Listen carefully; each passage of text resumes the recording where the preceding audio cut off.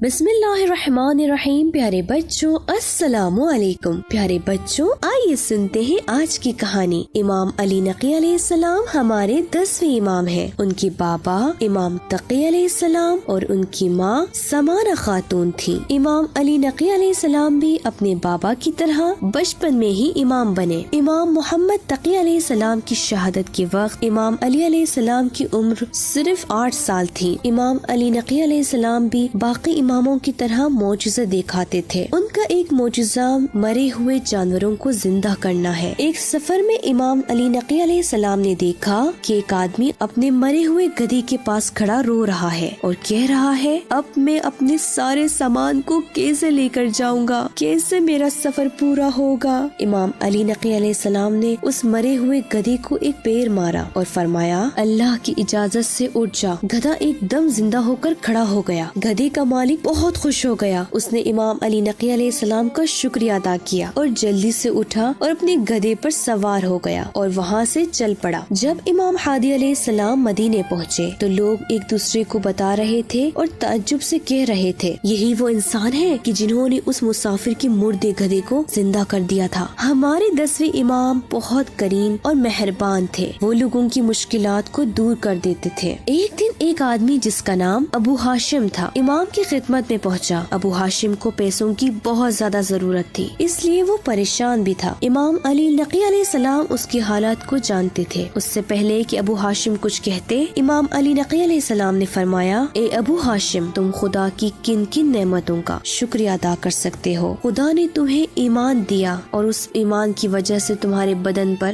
جہنم کی آگ کو حرام کیا۔ تمہاری پروردگار نے تمہیں تندرستی دی تاکہ اس کی عبادت کرو۔ خدا کی اتنی زیادہ نعمتیں ہونے کے بعد بھی تم کیسے اس سے کچھ نہ ہونے کی شکایت کرتے ہو؟ اس کے بعد امام علی نقی علیہ السلام نے ابو ہاشم کو 100 دینار دیے تاکہ وہ اپنی ضرورت کو پوری کرے۔ امام علی نقی علیہ السلام کے زمانے میں کئی ظالم بادشاہ گزرے، لیکن سب سے اہم متوکل کی حکومت کا پیریڈ تھا۔ متوکل بہت ہی بے رحم اور ظالم تھا۔ اس کے دل میں اہل بیت کے لیے بہت ہی نفرت اور دشمنی تھی۔ متوکل کسی کو بھی امیر المومنین کی فضیلت بیان کرنے اور ان کی تعریف کرنے کی اجازت نہیں دیتا تھا، اور اگر کوئی ان کی تعریف کرتا بھی تو بہت سختی سے سزا دیتا تھا۔ ایک بار اسے پتا چلا کہ کسی نے امام علی علیہ السلام، حضرت فاطمہ الزہرا سلام اللہ علیہا، امام حسن علیہ السلام، امام حسین علیہ السلام کی فضیلت کے بارے میں حدیث پڑھی ہے تو متوکل نے اسے 1000 کوڑے مارے۔ متوکل نے اپنے گورنر کو حکم دے رکھا تھا کہ اہل بیت کے ماننے والوں کو ستایا اور پریشان کیا جائے۔ ظالم متوکل نے اسی طرح امام حسین علیہ السلام کی قبر کی بھی بے احترامی کی۔ اس جگہ کو کھیت میں بدل دیا، پھر اس کے چاروں طرف سپاہی لگا دیے تاکہ کوئی بھی امام حسین علیہ السلام کی قبر کی زیارت نہ کر سکے۔ متوکل نے اعلان کر دیا تھا کہ جو بھی امام حسین علیہ السلام کی قبر کی زیارت کرے گا اس کو بہت سخت سزا ملے گی، لیکن امام کے چاہنے والے ان کی زیارت سے پیچھے نہیں ہٹے۔